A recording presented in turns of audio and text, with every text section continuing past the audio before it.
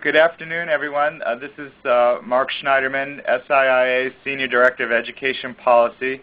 Welcome to our webcast today, Common Core State Standards Publisher Guidance. Before we get started in today's topic, I want to turn to my colleague Tasiwa Mapandera to cover a couple of logistics and announcements, and then we'll get going on our program. Thank you, Mark. I want to remind everyone that today's web presentation is being recorded. So you can you can access the playback at siia.net/education. I want to encourage you to submit your questions at any time during this discussion using the chat feature in the bottom left-hand side of your screen. A few announcements from SIIA in regard to upcoming events. If you are new to SIIA or if you have any new employees, please encourage them to register for our October 12th member newscast, an opportunity to meet the staff and other new members, as well as learn about the benefits of membership. Also, a reminder that SIIA is hosting an EdTech Pavilion at two upcoming trade shows, BET Middle East and BET London. If you are interested in exhibiting or sponsoring, feel free to contact myself. Or you can send email to education@siia.net. Also want to remind those not yet registered for the EdTech Business Forum that registration is now open, and early bird savings of an extra $200 will close at the end of October. So be sure to register by the October 31st deadline to receive those early bird savings. And finally, I want to encourage you to consider joining one of our committees and working groups. Again, you can see a list of those at siia.net/education. And with that, back to you, Mark. Okay, great. Thank you very much, Tasiwa. So let's turn to today's topic. We had about 150 plus SIIA members register to listen today, representing a broad cross-section of SIIA's members in the areas of digital content, instructional software, assessment, technology platforms, other learning and related, online learning, I should say, and other technologies, all geared towards seeing how they can best address the Common Core state standards. Our goal today, of course, is for SIIA members to learn a little bit more about the Common Core state standards, and more specifically about where we stand in terms of implementation. More than a year after the release of the voluntary Common Core State Standards in English Language Arts and Mathematics, there's certainly lots of questions and work going on around implementation. And our really questions are for today are about how publishers and educators are aligning and can determine alignment between instructional resources and the standards. So can think of no better person, obviously, to help us look at this today than David Coleman, Common Core State Standards. David Coleman has a long record of innovation and leadership in the field of education. His most recent initiative is Student Achievement and Partners, LLC, which he founded as an organization to help assemble leading thinkers and researchers to design actions to substantially improve student achievement. In this process, he's using rigorous policy analysis, research, and design to focus on the most significant outcomes for students. Most recently, of course, David was lead author of the Common Core State Standards in Math and Literacy. Previously, he founded the GROW Network, which was acquired by McGraw-Hill in 2005. Mr. Coleman was a lecturer at the University of London before going to work in the pro bono education area of McKinsey & Company. He's also a Rhodes Scholar, graduate of Yale, Oxford, and Cambridge universities. So with that, let me turn it over to David. And just for a bit of navigation here, David is going to walk through a series of documents. Those documents will be archived, but the way that you can access them now is by cutting and pasting the URLs that will be in the slides into your browser and opening those documents. So apologies for the lack of ideal navigation, but I think you'll be in good hands here with David walking you through that. David, take it away, and please at any time submit your questions via the chat.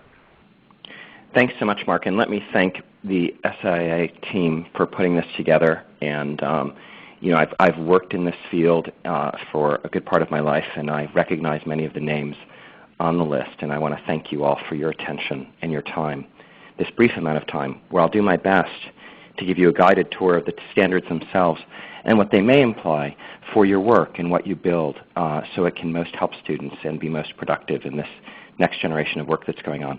Just to clarify, Mark is overly flattering in most of what he said about my bio, but I was not, just for the record, kind of the lead author of the math and literacy standards. I was a contributing author along with Sue Pimentel and others of the literacy standards, and then there's a separate team in mathematics. But I was very involved in the general process of developing the standards, the evidence of them, and I've been fairly well trained by my colleagues in mathematics. And of course, I should say, to be clear, that while we were authors in a certain sense, we were not authors in another. What I mean by that is 48 states were involved. We built a lot of the work of the standards, as you guys can sense from looking at the work on the best state standards and the best of state work, but those state teams were heavily involved. Both national teachers unions were heavily involved, as well as the subject-specific organizations of teachers and teachers more informally. The public was heavily involved. So there were a wide number of cooks in the kitchen. The process was led by the National Governors Association and the Council of Chief State School Officers. And so please forgive me that the feedback I'm giving you today, the guidance I'm giving you is, as it were, unofficial. It is guidance. It is suggestions.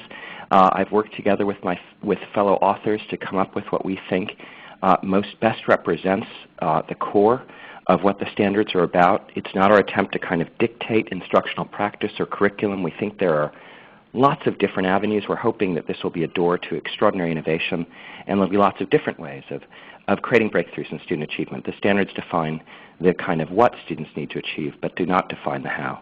And we see a kind of multiplicity of worlds and multiplicity of products and services that could innovate and build on them. So I'm going to do my best to give you guidance, but please treat it as informal, as not official, and understand it's not in any way my desire to try to chart a single road, and that you'll probably be hearing from lots of others, from states and districts and your clients on what they want. And so this is, as it were, just a person's view. With that said, what I'd like to do is first tackle literacy and then mathematics. I'm going to get into some detail about them, and then try to answer your questions. I imagine people will be answering questions as I go, but I'm going to do my best to use the documents before you to guide a little in-depth knowledge. I'm going to first give an overview of literacy, then I'm going to go to math, and then if we get time, I'm going to show you some new tools we've been thinking about in the literacy standards, particularly to help software developers, which I know is a great interest of the group here. I'm going to now go to what is actually in this document, slide 7, which will link you to the publisher's criteria for the Common Core State Standards in English Language Arts and Literacy, grades 3 through 12.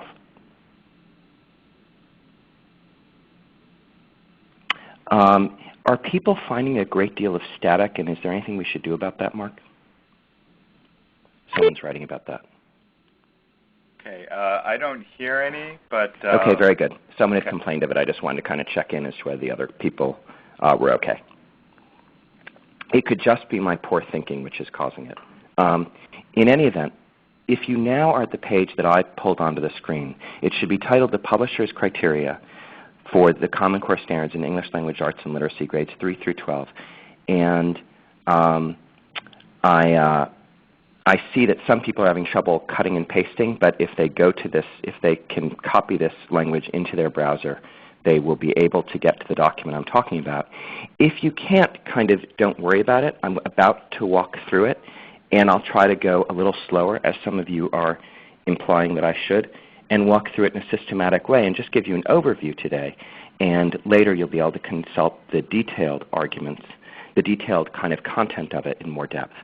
This document is actually revised. We took in a lot of feedback on Sue Pimentel and I, who together were authors of the literacy standards, made a first stab at a set of publishers' criteria for the Common Core Standards in Literacy, grades 3 through 12. We kind of sent it out into the world, And as typical, we received a lot of feedback, a lot of thoughtful feedback from lots of sources. Some people felt we had really captured the standards well. Others felt we had at points gone too far, been too specific at the point where it intruded on the details of instruction. Others thought we had miscaptured certain things. So you'll notice on this document before you that this is revised as of August 28th.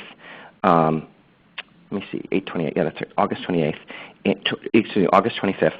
And we're continuing to revise and listen to feedback, but we kind of paused at that point and took in a lot of feedback that we had received in an initial wave.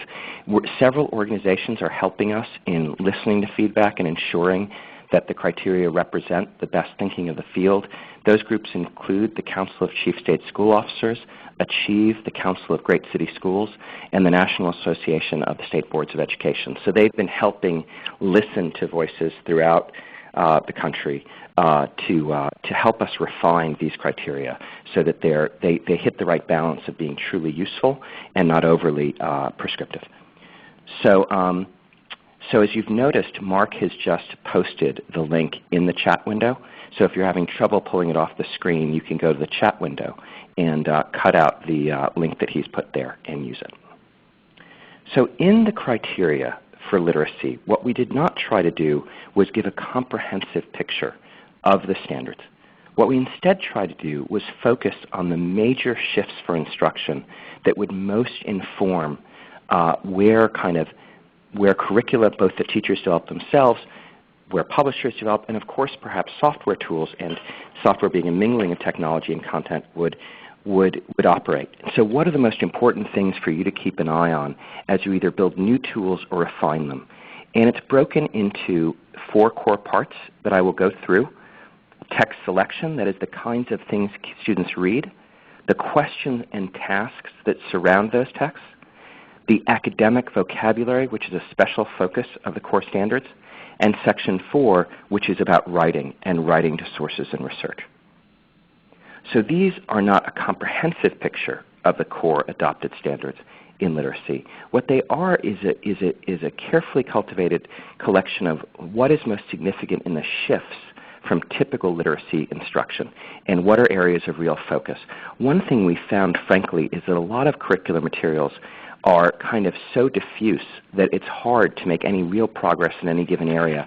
It's funny to say that the one area in which America leads the world is that our textbooks are the largest in the world by far, but this is not matched by our performance. And I think we have to be equally careful in digital situations that it's easier in some ways to make a bigger and bigger digital product because you don't see how fat it is until you add it all up.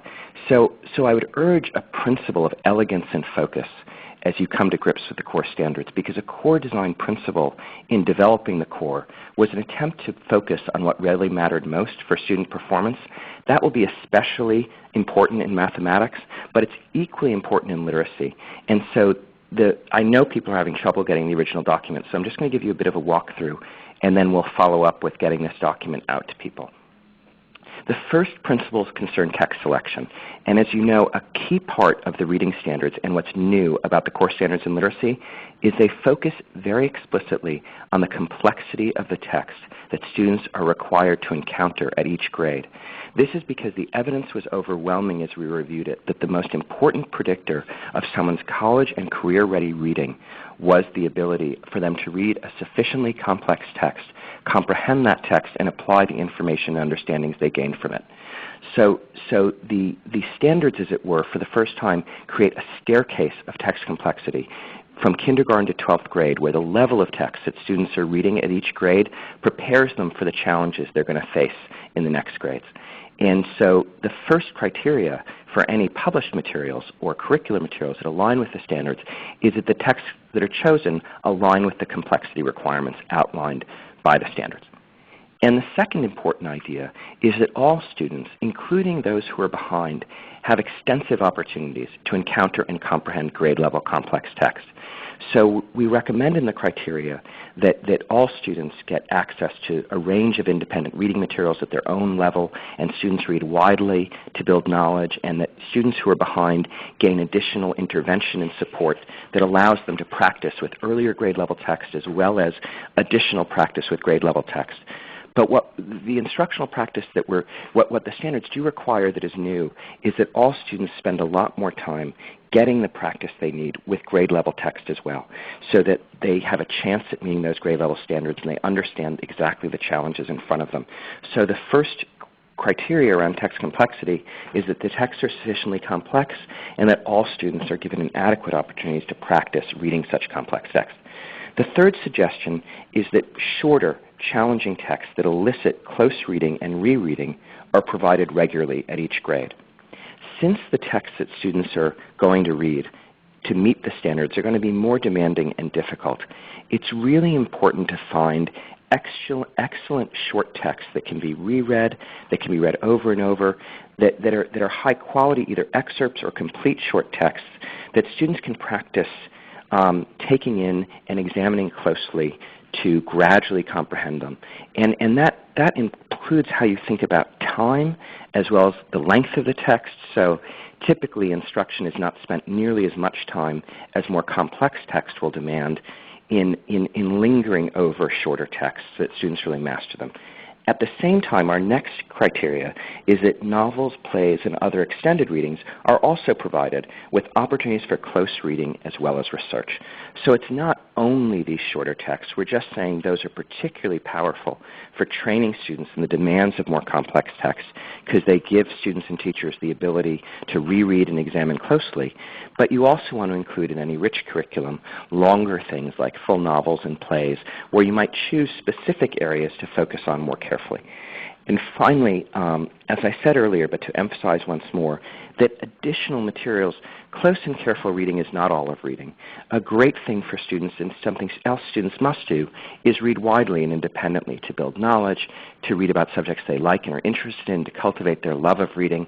So it's important that there are also a wide degree of materials that meet kids' interests and level that they can read independently and with confidence. And those texts they read independently also should sometimes stretch them to stretch their abilities. And one thing that's exciting about the standards is that it really opens up a wide range of types of text that students can read. So when you think of these texts, think that it can go beyond traditional fiction to also things like high-quality newspaper and magazine articles, information-rich websites, so that there's a real wide range here of what students are invited to read. And the second set of criteria focus on that precise thing, which is the range and quality of the text that students are reading. So the first set of standards is about the complexity of the text that students encounter. And this set of standards is about the range and quality of what they read. In kindergarten through 5th grade, the single most significant shift in the standards is that today in America, overwhelmingly what students read in kindergarten to 5th grade is literary text. What I mean by that is stories.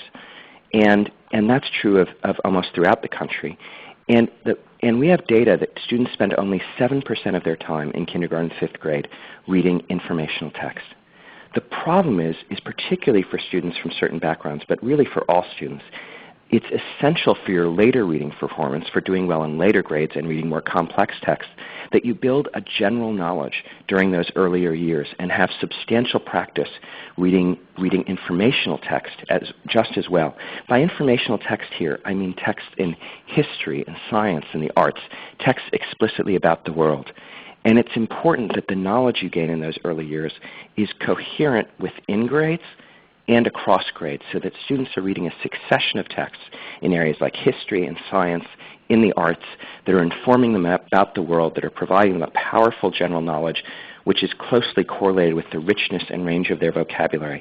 So the core standards require that there's a 50-50 balance of literary text and informational text in K-5. And teachers are really excited about this. Elementary school teachers feel this is a chance to reclaim their rightful role as guides to the world for their students. when we expanded the literacy block, in some part because we test only reading and math in early grades, at least in a high-stakes way, we found that what we did, perhaps by mistake, is that we crowded out history and science. And teachers throughout the country, in my experience, are really excited about reclaiming those disciplines, about digging into them, about reading being a more wide thing. I think in terms of software, this is an extremely interesting matter. It's a great boon because it gives you a much wider range of text to work with. What's interesting about it is you want to keep an eye on things like, are you creating a coherent succession of texts in the kind of software tools that you're developing so that students build coherent knowledge within and across grades. Software can jump from text to text quite easily, but keep in mind that you want students gaining coherent knowledge as they do so that it's not just a decontextualized set of knowledge. In grades 6 through 12, in the English language arts classroom, we're asking for a substantially larger amount of what is called literary nonfiction. So in addition to the traditional fiction, which is novels, plays, poetry, which remain crucial, what also becomes important in 6th to 12th grade English language arts is what the standards call literary nonfiction. These are things like essays that are argumentative or informative on a wide variety of public topics. So a great example in this country is our founding documents, like the Gettysburg Address or the preamble to the Constitution. Not precisely a founding document, more the great conversation that results from it. Founding documents would be things like the Declaration of Independence or the preamble to the Constitution. And then, as I was mentioning, additionally, literary nonfiction includes the great conversation that follows from them. So the Gettysburg Address or Second Inaugural by Lincoln, as well as King's letter from Birmingham jail. These kinds of documents about freedom and formative documents in our society are a great example of literary nonfiction that conveys argument or information to a wide audience. But this information might be about the environment or other subjects as well. The third point here is that the quality of text is high. That is, that they're worthy of rereading and closely reading. This is a really important issue, I think, particularly in the software environment. There's no reason why software could not have excellent, high-quality content. But I think sometimes volume has triumphed over quality, and that what we're really looking for is a kind of is really like a curator in a museum, selecting a set of texts that are really worthy of students spending more time on because they'll have to, because they'll be more difficult. And so keep that in mind as you're selecting texts. And there are other specific remarks about the kinds of things that and quality can also mean that they're really useful sources of information. Because remember that the core standards require literacy not only in the English language arts environment, but also in history and social studies, as well as science and technical subjects. And those teachers are going to be hungry for high-quality texts that treat the essential knowledge domains of their disciplines. That is, the main point of those standards is not that students study the style of scientific argument or its rhetoric, but really that kids learn science and build their knowledge of science through reading well and writing well about what they're reading. And so great examples of that, great passages on the structure of DNA or the Krebs cycle or these core topics in science or in history and social studies, terrific primary and secondary documents that really inform students about core areas of history are extremely valuable. Remember that your market or your addressable market in the development of your tools really extends to the history and science teacher as much as it does to literacy teachers, that is English language arts teachers, and that these are part of the official standards, that it's not a matter of dispute. We note that there are some specific texts or types of texts that are named in the standards. You should look to them, and that and one caution or one note that we note in the criteria is if you're going to have students read multiple texts in a research situation or read widely, as much software and many programs enable them to do, that's very useful. But see if you can find an anchor text for careful examination that anchors the broader research so that students can kind of really dig into that one and then look perhaps more broadly at additional texts. Because really, of course all reading is not just about close and careful reading. It should be balanced, and students should also develop the capacity to read broadly, to read in a higher volume, to learn broadly about a content area. But it often helps, particularly because the sources may be complex, if there's an anchor text that they can examine closely. I'm going to pause for a minute and move on to questions and tasks, and then I'm going to soon conclude on the literacy front. The single most remarkable, so when you go beyond what text students are reading to the questions they're asked when they read such text, perhaps the most remarkable finding we had is that we found, sometimes in classrooms and sometimes in materials, from 50 to 80% of what students were encountering, the tasks or questions were not text dependent. What I mean by that is they're questions that you ask students that are not, you can't answer the question, that did not answer the question, you could not answer the question based on the text itself. That is, these questions would ask for connections or interpretations or wider ranging discussion, but far too few of them focused on students drawing evidence from the text in front of them, and we found that a striking gap. So we urge in the publisher's criteria that a significant percentage of tasks and questions are text dependent, that publishers pay attention to creating high-quality sequences of text-dependent questions. In other words, not just merely directly stated facts like the passage says the car is red and you ask what color the car is, but what can you infer and draw from a document by looking at it more carefully and closely. For example, if we were studying together King's letter from Birmingham jail, you might ask, what are the arguments that King makes as to why he's in Birmingham, and what different kinds of evidence does he use to support them? These are the kinds of things you have to read the text carefully to figure out how to fit his argument together. They're not explicit, but powerful ways of understanding what he said. So there's an emphasis in the standards of students drawing evidence from what they're reading and getting increasingly powerful of that. Of course, when you're designing instruction, it's really important also that the questions are interesting and worth answering.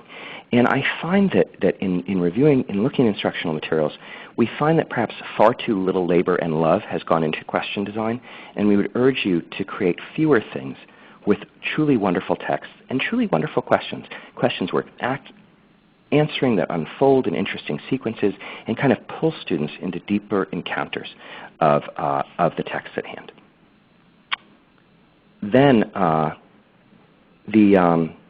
the other thing to keep an eye on is remember that in order to be college ready, students have to read in a way that is independent. That is, in the environment they're moving into, they're going to both be asked to read in classroom environments where there'll be support and a conversation from teachers, but also environments where they don't have those supports. And so you want to think of, as you're designing software and other programs, an interplay between a kind of scaffolding that really enables independence. How do you get students to a place where they really draw in enough of these abilities so they can do it on their own? That's just a very important criteria in the standards and something for you to consider in instructional design. I'm simply going to summarize the next two sections by saying there's a special focus in the standards on academic vocabulary. By that I mean not domain-specific vocabulary like cell wall or amoeba, but the kind of academic vocabulary that courses throughout complex text, words like exhibit or perceive or consequence, that you find common in all kinds of texts. So we're trying to get a special emphasis in instructional tools on students working with that. And finally, there's a shift in the standards to the most popular in writing, to write from sources and to argue with evidence or to convey complex information clearly. A lot of student writing today is decontextualized. It's a narrative of either their opinions or their experiences, and we're instead urging that materials, particularly in later grades, focus them on writing to sources, on analyzing sources, and using evidence to make arguments and convey information. That is my whirlwind tour through the literacy standards and criteria. And again, this is a developing piece. You have the last update that we have, but we will continue to update it as we go and learn. So I'll pause on literacy. And then, Mark, would it be good if I went through some of the questions that I can already see on the screen before I went to math? Yeah, why don't we take a breath there and take a few questions. Do you want me to field them for you, David, or do you want to go ahead? That would be wonderful. Okay. So one question is, do you think the next generation of software products addressing the standards should employ computer scoring of student writing or allow teachers easy access and scoring guidance? That's a great question. It is my personal opinion that a breakthrough in the quality of artificial intelligence in scoring student writing is one of the most urgent and exciting opportunities in software development. I think it has enormous possibilities in helping assessments get better so that we can give better feedback and better quality assessment grading, as well as informal use in the classroom, where if you are a history or science teacher in middle school or English teacher and you assign an essay, you get back over 100 papers. And it can be very discouraging to teachers without some help but I think that today teachers don't particularly trust AI, but it would be very exciting if it were to get better at evaluating things like, do students, when I think of what AI could tell us, it could tell us things like, have students effectively drawn evidence from the source text they're using? Is the development of their writing coherent? Do they coherently, and is it correct? And does it meet the demands of correctness and clarity? It would take further innovation to make AI good at that. However, to answer the question more directly, I think a semi-permeable model for software development would be best. What I mean by that is, imagine something where a teacher could get an AI score from the system, but could then add their comments to the writing about aspects that the system would be particularly weak at assessing. For example, how good or compelling is the argument? What do they think of the student's voice and how it's developing? These are things that's unlikely to be given by the AI. So I think any good system for AI should allow teachers easy access, as the question asked, and allow them to contribute comments in areas where artificial intelligence will be weakest. I also think it would be really cool if teachers could challenge, or in other words, if they get a certain score on let's say a 1 to 5 scale of a piece of writing, that they could challenge it and say, hey, I see this as a 4, not a 3, and that it could then easily escalate to another group of human scorers. I think it would be great if these programs made it easier for teachers to share student work as well, and even think of a thoughtful interplay where the teacher could, if they wanted to, challenge the computer score. I think those kinds of features would make teachers more accepting of the best of AI, but I think this is an area for breakthrough work. Great. Definitely exciting opportunities for leveraging the technology. Second question, can you explain why it's important to have a coherent contextual thread in subject areas as opposed to reading from a variety of texts? I think you addressed that a little bit more, but there was a little... Yeah. Variety and coherence both matter, but what we're trying to say in kindergarten, 5th grade particularly, is that kids gain a growing knowledge. A great example of this is in the standards. There's a page on the human body, and it shows how students, through reading a coherent succession of texts within grades and across grades, can really build a rich conception of the human body, a rich understanding of how it operates, as opposed to, let's say, just doing blood in 2nd grade, 3rd grade, and 4th grade again. So part of it is avoiding unnecessary and unuseful repetition. Part of it is avoiding so much variety that students never get the pleasure and skill that comes with being expert or more informed about things, and also that they get enough general knowledge so that when they encounter more complex texts, they have a shared sense. Someone asked me if this is cultural literacy. I think cultural literacy tends in a different direction. It's usually described in later grades in a shared literary or other tradition. I'm talking more about a general knowledge of the world of science and history and geography and the arts that locate kids and give them something they can press off of.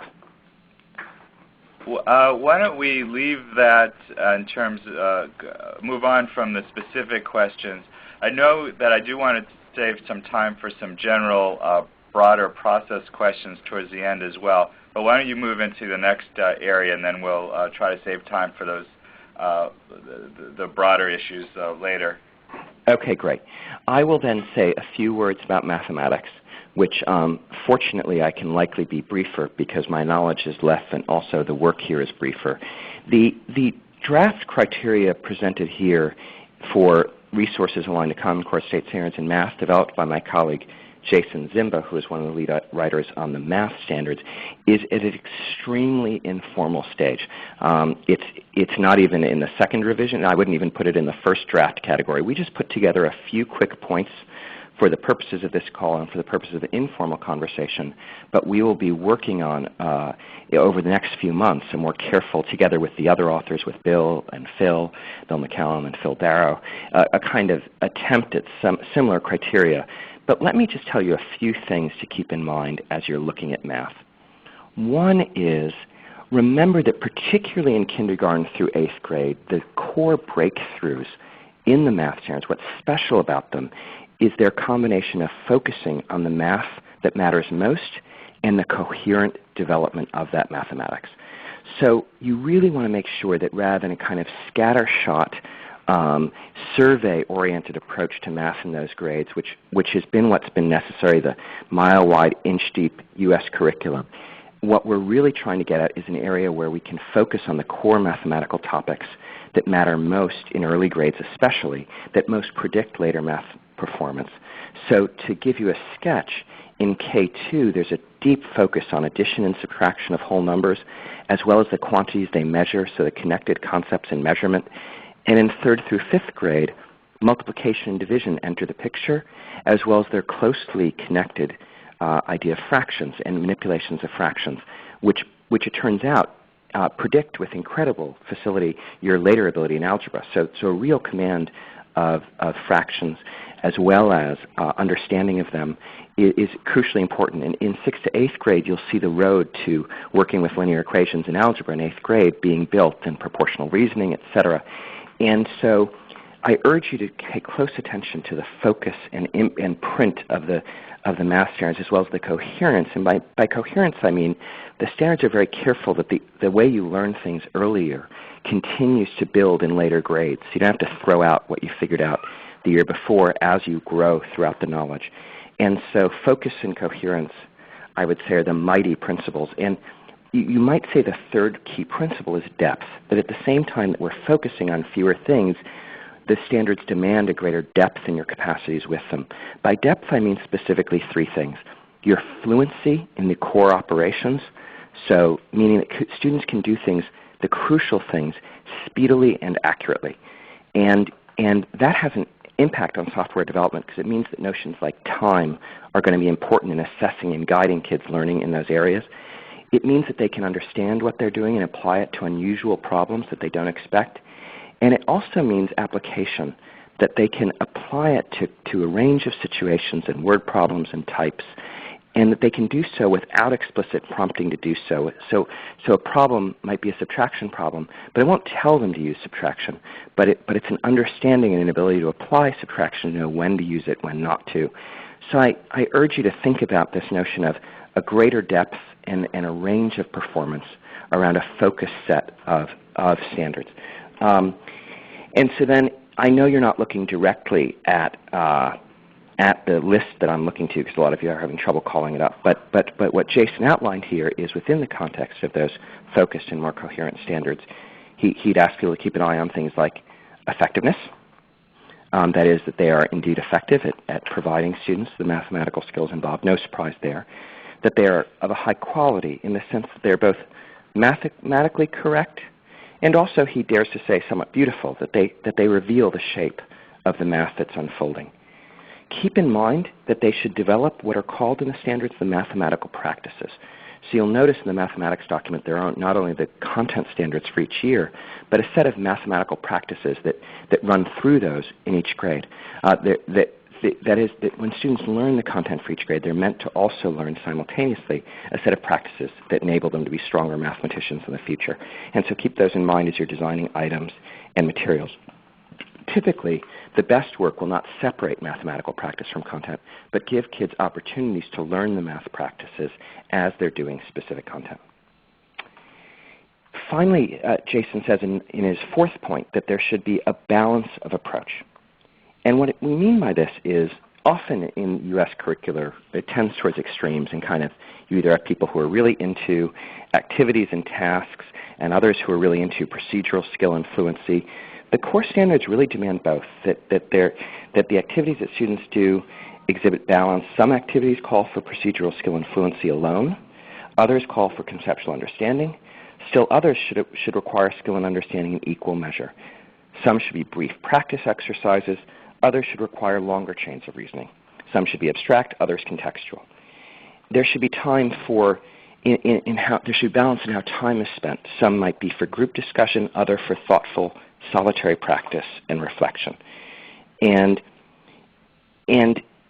also, Jason urges that there's kind of common sense. What I mean by that is there doesn't always have to be an equal balance. It can really depend on the topic or activity as to whether it really needs more solitary time, more group time. It's better treated by activities or tasks. Unfortunately, there's no kind of simple model here. And the language in the standards should be very helpful to you, because where fluency is demanded, it is stated in the standards. And when applications are required, you'll find statements of that in the standards. So I think the standards will be a guide to your focus. Remember, of course, really no surprise to you, that think of the capacity building of teachers in all the materials you're making. How does the work in mathematics pull teachers into a deeper understanding that they'll need in order to teach this stuff? And finally, the other thing that Jason kind of points to is be careful that you don't just try to align at the standard level, but a deeper alignment of the focus that pervades several of the standards. So in other words, what he's trying to suggest is, don't just say you've checked off each standard and treat it separately, but if several standards in a grade are working after the same thing or the same core capacity, you want those the standards are designed to save teachers and kids time by allowing them to focus more deeply on those areas. So sometimes software can slice and dice a domain, which can be very powerful in dividing it up, but it's also very important to see the depth that can be achieved by linking things together and by seeing how things build on each other. That's what I have on mathematics. Okay, great. Let's move to a few questions around the mathematics, and maybe one or two that we missed before. David, did you want to present any of the other documents as well? Or? No, I think for now those two are good, and I can maybe at a later point go through the other documents. For today, I think better to have more conversation. Sounds good. So first question, and as you look at the work coming out of the assessment consortia, how are you viewing their efforts around the Common Core State Standards? And specifically, are you concerned about how the mathematical practices are being treated? And you might want to broadly the interaction. It's hard to tell. You know what I mean? We haven't really seen that much in terms of sample items from either of the consortia yet. I think that it will be an advance to assessment to do a great job at measuring simultaneously content in a rich way and exhibiting the practices in doing that. I think I'm not sure whether the assessment consortia will adopt the same or differing approaches to this, but I think, frankly, the practices are getting a lot of attention, and I think a lot of people are trying to solve the problem of how we can infuse content with the practices to kind of provide an assessment system where kids cultivate both the knowledge and capacities over time. So I'm slightly more optimistic maybe than the question suggests that this is definitely on the minds of the consortia developers. I think that now it's a question of design and craft. Can they get it done? Can they get it done quickly and well enough to really usher in much more high-quality assessment that will also be much more useful as a model for classroom instruction? We're going to do everything we can to help the assessment consortia do that. Second question is related to the Nctm focal points. Obviously, a few years ago, a lot of publishers were looking closely at those. Can you kind of triangulate all these different, compare the focal points to the math? I want to be careful because here my colleague Jason would be more of an expert, but I think I would say that focal points were one step towards the core math standards, but not as focused as the math standards are. So I think that compared to the original Nctm standards, the focal points took a powerful step in the direction of focus and coherence, and the core standards probably goes a good step further. So I would in updating your materials or thinking about your materials, think about that harder core that has now emerged. There's very interesting work on it.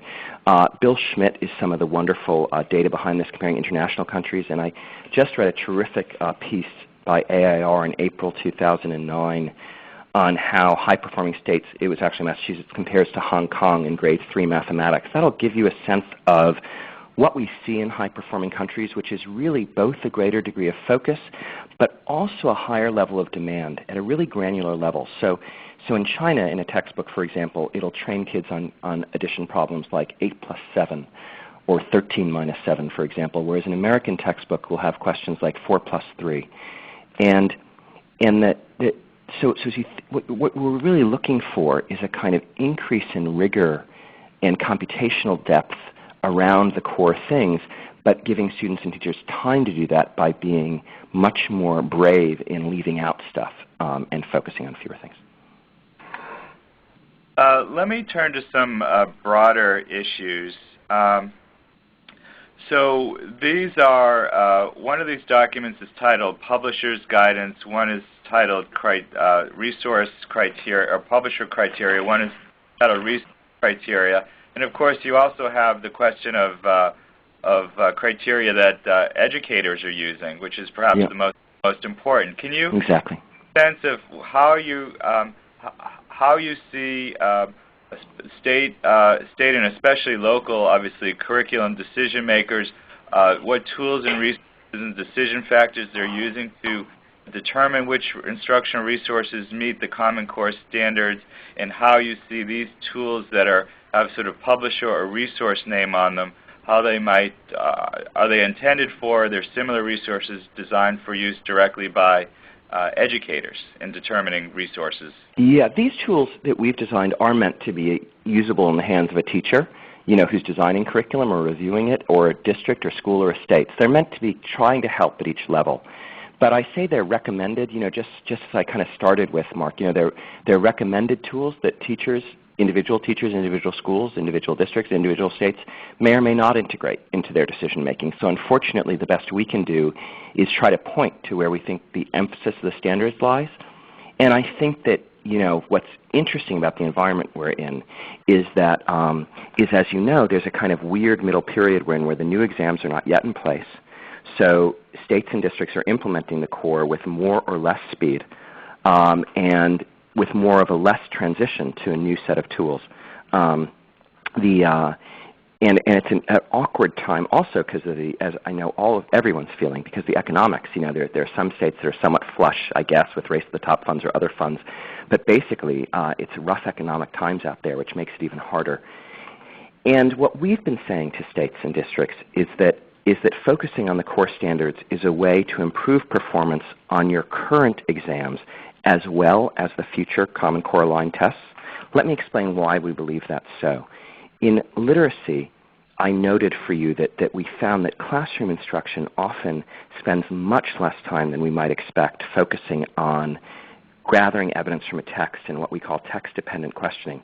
Well, it turns out that state tests are almost completely text-dependent, that there's a big gap today between classroom instruction and literacy and what's actually demanded on the state and other exams, because it's almost rare as rare that a standardized test asks you how you feel about a passage or what it makes you think of or what you, et cetera, et cetera. It rather asks you questions that are demonstrable based on evidence from the text. So the shifts that we're promoting in literacy would improve performance on current instruments as well as those to come.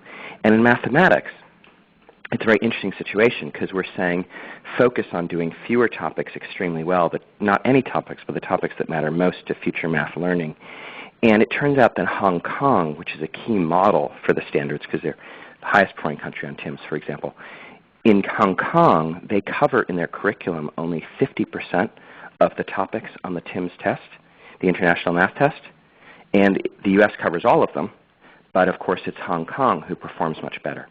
So the great news about focus in math and a higher level of demand and what matters most in math is it actually helps you even on an exam that's more of a survey. So we hope to work with the assessment consortia so that the new tests will focus much more clearly in mathematics on what does matter most. But until that time, we hope that more focused tools can improve student performance even on current tests. So we're trying to tell states and districts that it's safe, as it were, to really focus on the standards in the short term in their current performance environment. But it's an ambiguous period of time. And they're getting direction from lots of sources, from their own instincts, from how they read the standards. Different districts and states will have different policies. So I'm afraid it's kind of premature for me to say how will the industry play out. I'm hoping to give you guidance that's high level enough and reliable enough because it's part of the heartbeat of the standards themselves. It will be reliable, but there are lots of decision makers, as everyone on the call knows. Yeah, and that relates back to just we have a obviously local educational system. We've got common standards, and so it does sort of and really that what everyone's really trying to understand is to what degree are some of these issues, learning maps and progressions, and some of in the assessments, obviously the resources that will take the Common Core standards to the next level. How much will those be common, national, or how much will they be really locally determined? And that, what I try to think of is kind of common outcomes but divergent means, if that helps people at all. And Mark, I don't mean to evade your question, no, that's but right. I think what we hope for and see is lots of ways of getting there, like how do you improve fluency around these core areas of mathematics? How do you improve application and understanding, right? Is a wonderful question for all of you. And you guys may come up with wonderfully different ways and others better than, great innovative ways. But what doesn't change is the challenge I set. In other words, the area of focus are declared by the math standards pretty clearly as you read them closely. And so that ladder is waiting there to be found, if that makes sense. So I think increasingly products and services will converge around the priorities within the standards and the performance levels set in them in the standards, but the ways will diverge. So I think that's the best thing I can offer. It may be a bumpy path, but I think that I have no expectation that I don't want to say that any specific set of learning progressions that anyone is developing outside of the standards themselves or any set of criteria outside of the standards themselves is the one to look to, because there will probably be some variety going forward. Okay, that's very helpful. In our last remaining moments, let me throw out a couple items for you. One is, as you, and this is a kind of a technical thing, but it was pointed out that different documents are updated, it would be helpful to understand, track changes, what was changed, what was not, Absolutely. As are updated, and also kind of any kind of sense of a timeline for how some of that work will be done. And the second question is, we heard a couple weeks ago, we hosted a webinar with the Gates Foundation, the Shared Learning Collaborative Initiative, and I think some work was referenced around learning maps and progressions. I don't know if, I think that is perhaps what was some of the other documents submitted. Yeah. Didn't get to, but maybe that's an entry. I think, it would probably be fun to, probably in a month or two, Mark, if you want to, do a Chapter 2 as some of that stuff comes into sharper focus. Again, all the learning maps are, not to leave a great sense of mystery to them, and they're posted there, is attempts at showing a picture of how the standards chart progress in literacy, for example, over time. And so that's, our part of that was to try to draw those pictures and see, kind of send them out into the world and see if they're durable and they work for people. I'll be a little specific to give you, but in terms of time frames, my small team continues to work on revising the publisher's criteria in literacy, and we have kind of we sent out informally this revision at the end of August, and we'll probably send out, who knows, and we'll gather enough feedback, and hopefully the refinements become smaller and smaller as we keep working. Do you know what I mean? Because you hear the first wave of feedback is the biggest, do you know what I mean, things, and then gradually it's smaller refinements as you go. So that's, and we'll be trying over the next 6 months to develop work in mathematics, but we don't have any formal plans of yet or a time frame that's exacting. And we have drawn some initial pictures of what maps might look like, which are just really ways of looking at the standards, not in any way changing them, but kind of just visualizing them, to put it simply. What are clear visualizations of how the progressions work within the standards? I'll say a word about that. Just two things about software and literacy, because it's such an interesting topic.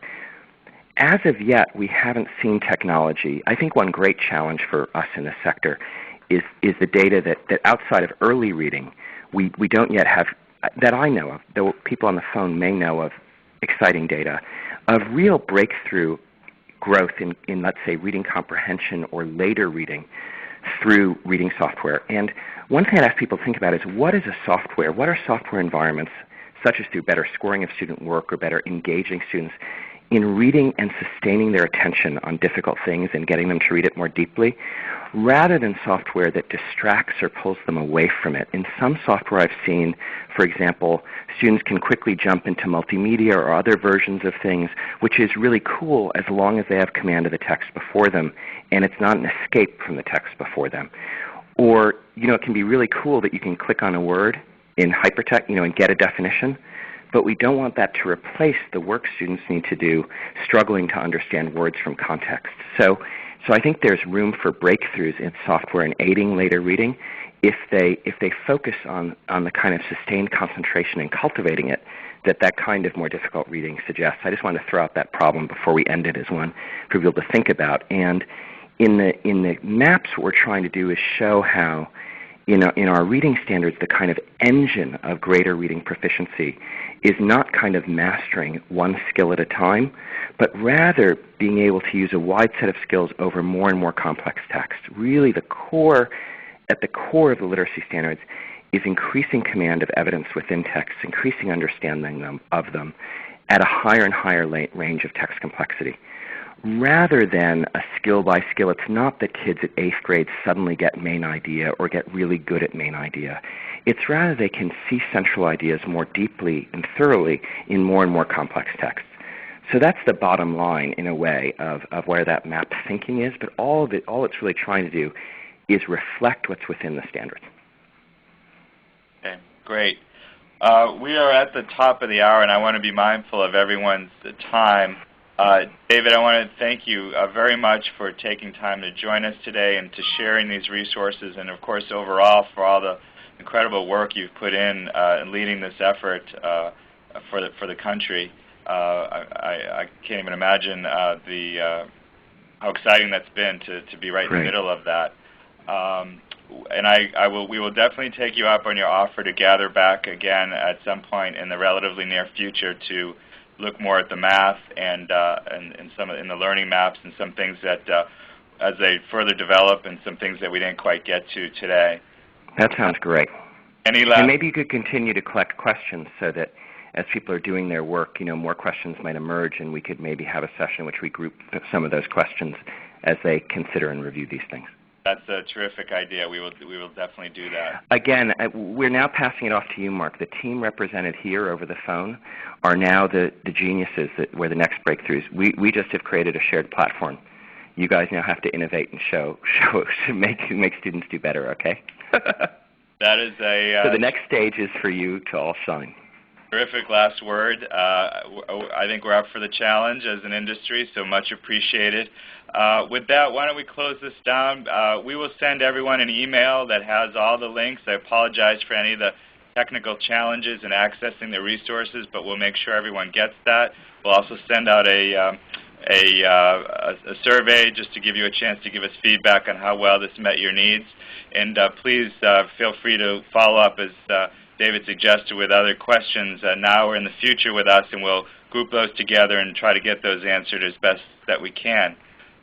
So with that, I want to thank everyone for joining today. Thanks to David, and we'll conclude there. Thank you. Thanks.